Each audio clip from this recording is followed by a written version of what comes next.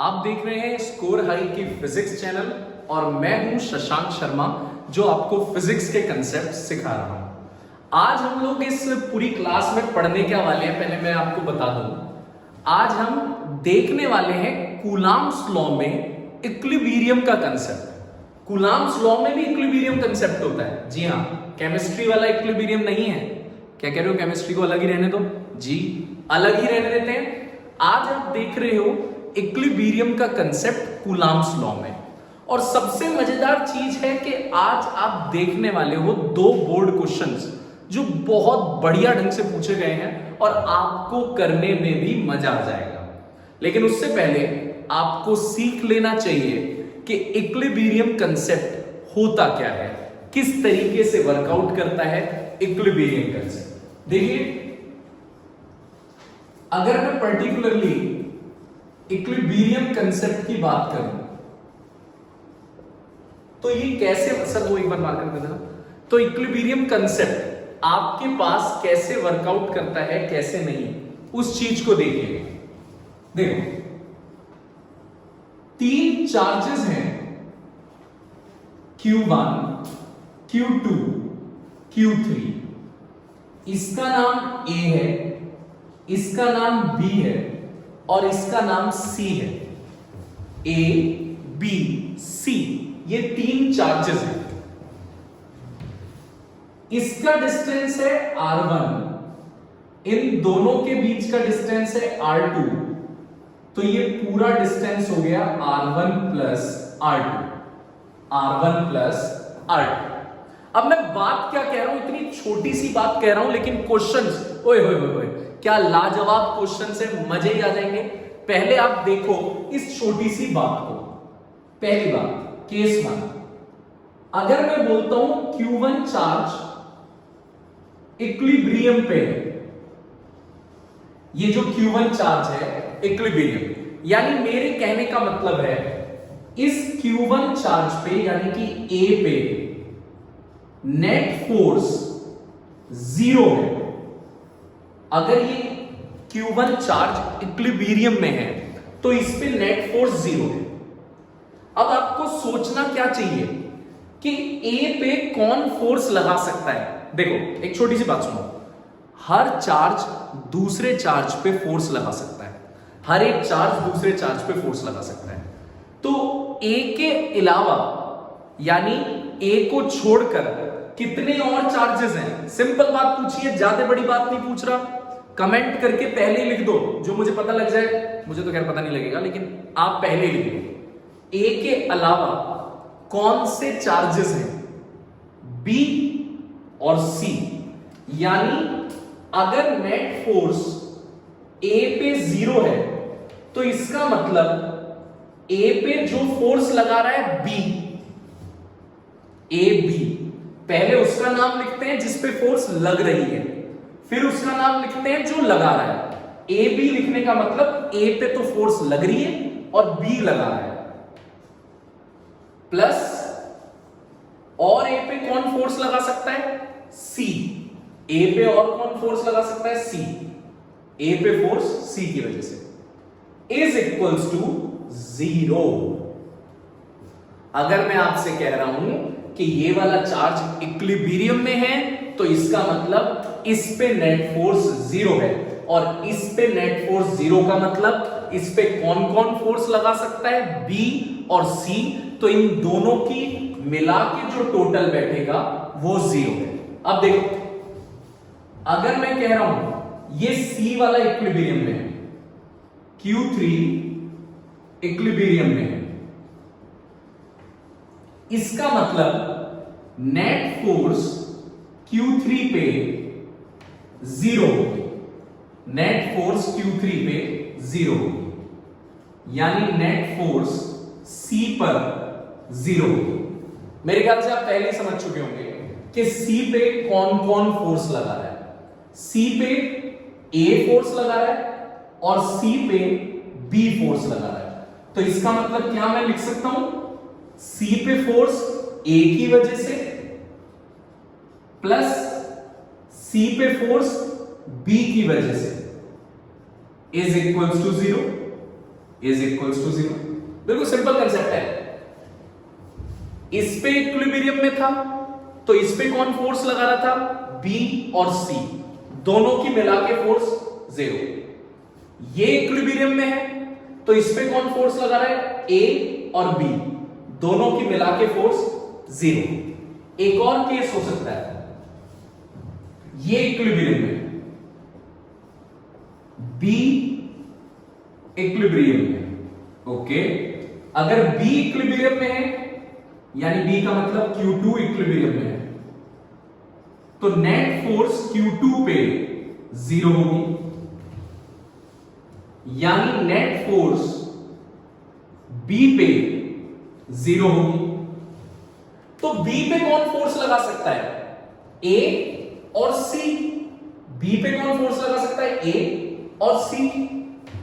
और B equilibrium में तब रहेगा जब जितनी फोर्स इधर से लग रही है उतनी फोर्स इधर से लग रही है। अब देखो मेरे ऊपर 5 न्यूटन की फोर्स इधर से लग रही है और इधर से भी 5 न्यूटन की फोर्स लग रही है, तो दोनों फोर्स एक दूसरे का इफेक्ट क्या कर देंगे।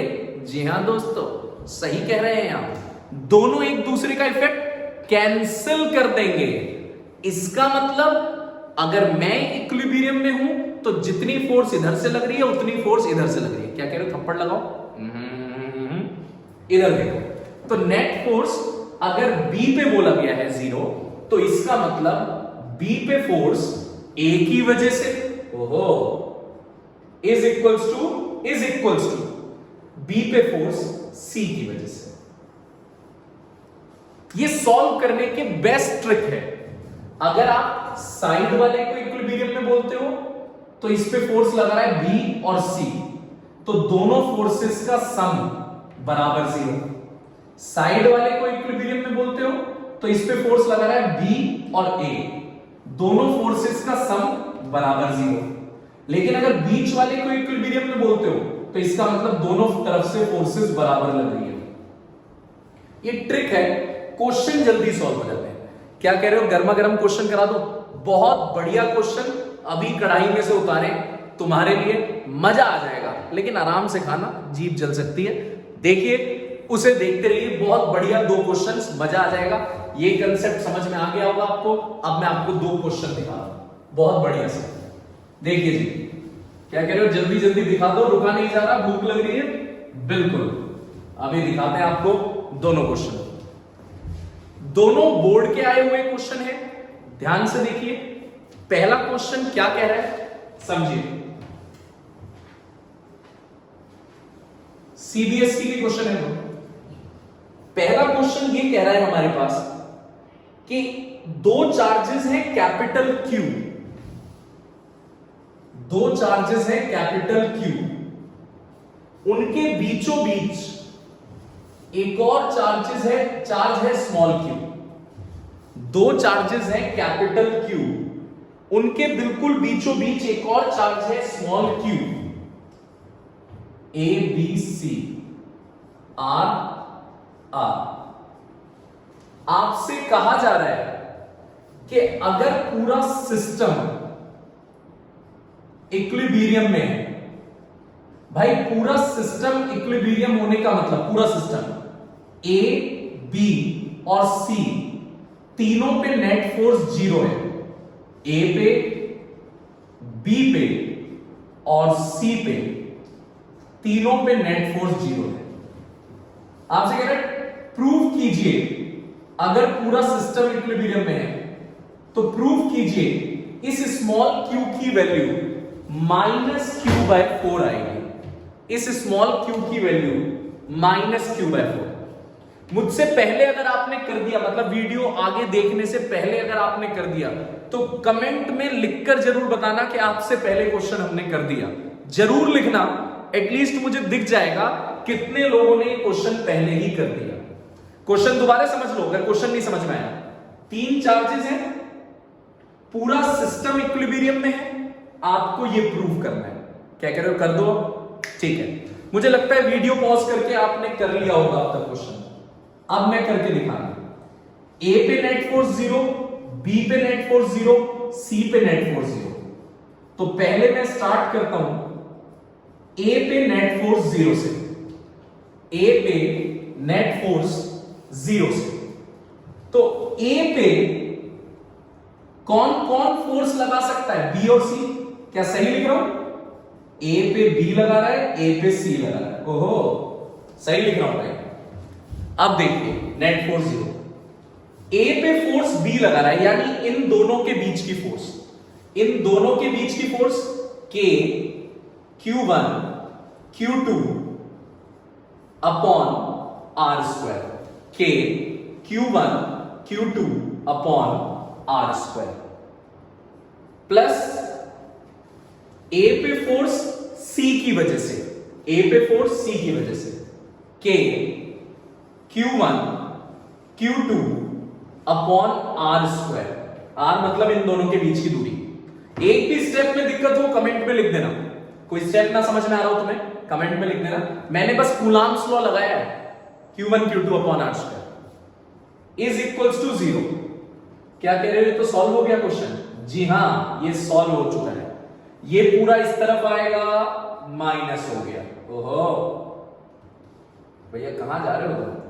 2r का स्क्वायर इधर आके 4r स्क्वायर, r स्क्वायर से r स्क्वायर कैंसिल, q से q कट गया, k से k कट गया, q की वैल्यू, अब भैया ये तो बहुत ही इजी क्वेश्चन था, क्या कह रहे हो बे?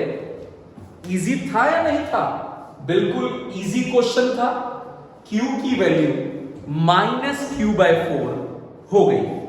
सिंपल इसने कहा था कि तीनों चार्जेस इक्विलिब्रियम में है। मैंने पहले वाले से सॉल्व किया कि अगर a इक्विलिब्रियम में हो तो a को सॉल्व करते ही आंसर आ गया। अगर मुझसे पहले कर लिया तो कमेंट जरूर करना। क्वेश्चन अगर अच्छा लगा हो तो प्लीज, चैनल हमारा नया है, आप लोगों के सपोर्ट से ही हम आगे जाएंगे, तो प्लीज चैनल को सब्सक्राइब जरूर करना, अपने फ्रेंड्स को थोड़ा शेयर करो, चैनल के बारे में रिकमेंड करो। चैनल नया है, थोड़ा ग्रो करेगा तो नई नई चीजें दिखाते रहेंगे, ट्रिक्स दिखाते रहेंगे। शेयर जरूर करना, सब्सक्राइब करना, कमेंट करना, लाइक बनता है अगर समझ में आया। और नेक्स्ट जो इसका सेकंड पार्ट आ रहा है उसमें इसी का अगला क्वेश्चन दिखाना, जस्ट